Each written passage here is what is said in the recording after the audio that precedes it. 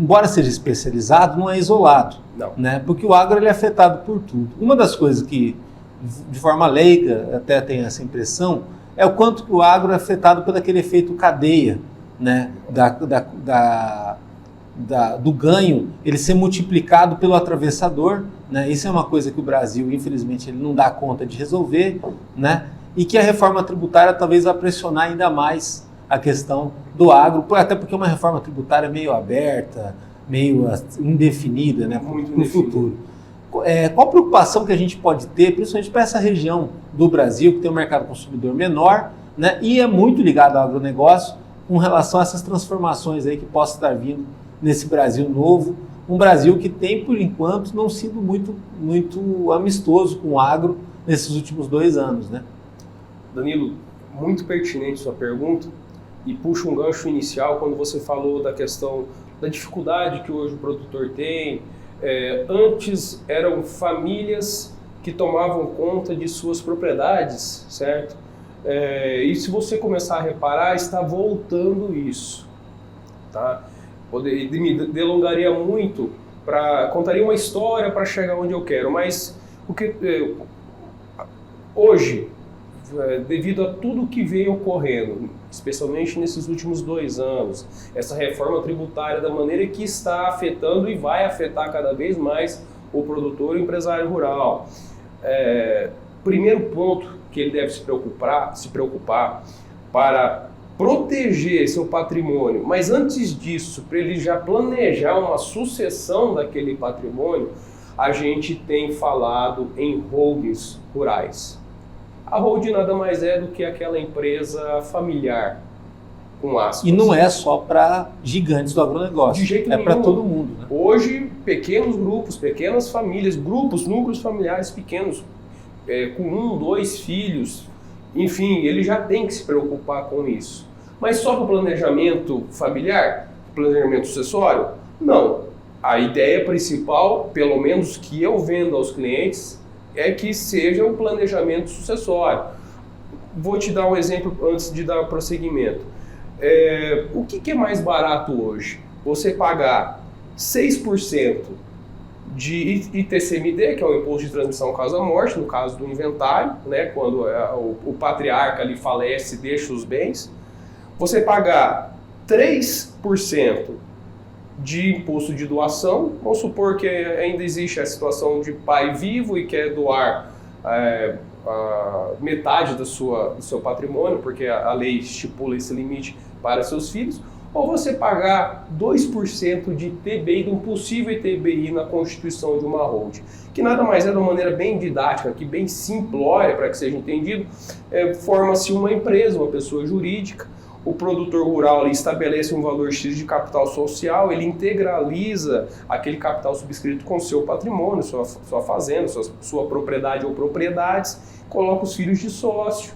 Daqui a pouco esse produtor sai da figura de sócio, passa a ser um administrador não sócio, mas com autonomia toda do negócio, de uma maneira bem simplória. E assim, nessa transmissão pode ser que seja cobrado ITBI. Então, assim, não é somente um planejamento sucessório, porque na hora da ausência dele, do falecimento dele, os bens automaticamente já ficariam com os filhos.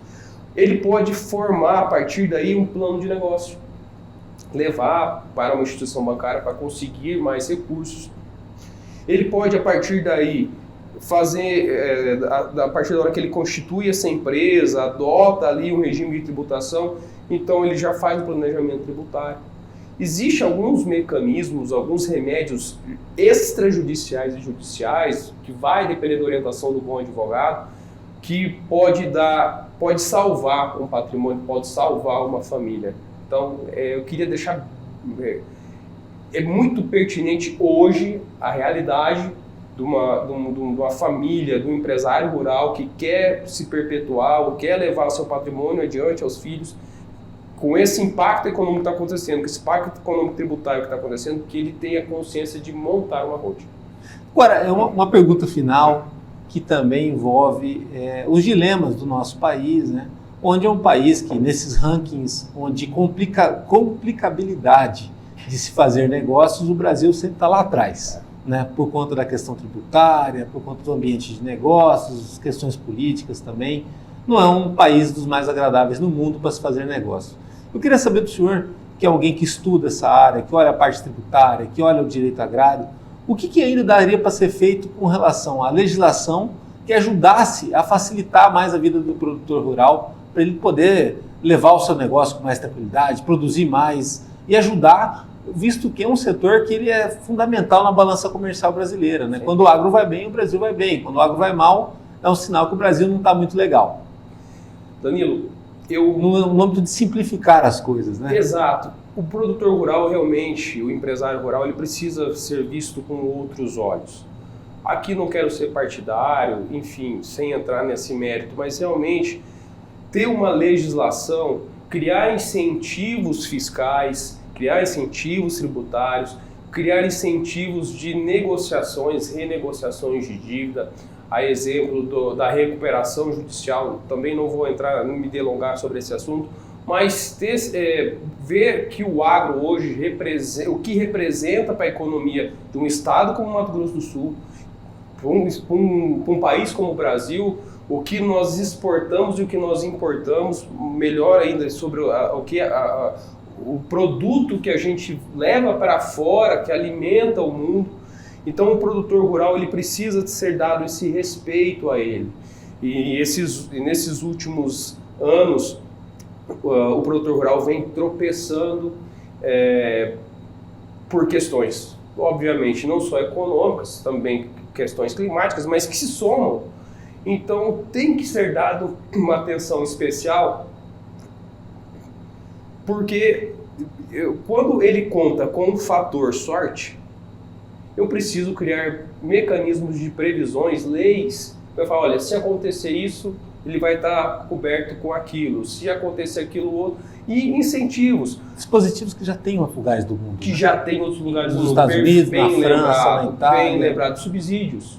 Porque, como eu disse ainda, de uma maneira muito errônea, ainda o produtor rural, o fazendeiro é visto como uma pessoa rica.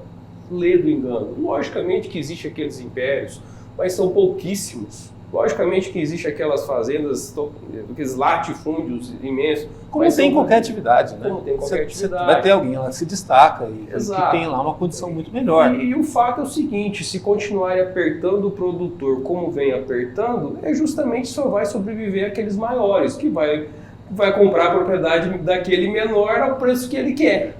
Então, enquanto não existir meios legais, enquanto não existir um olho do governo ver esses produtores com bons olhos, dando condições e não inviabilizando essa atividade, tá?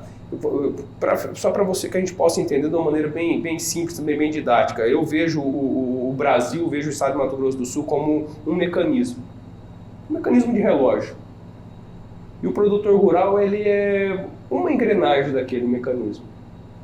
Se uma falhar, falha o relógio. Pois é.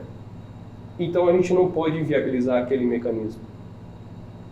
É aquele mecanismo que é responsável, talvez, pelos segundos.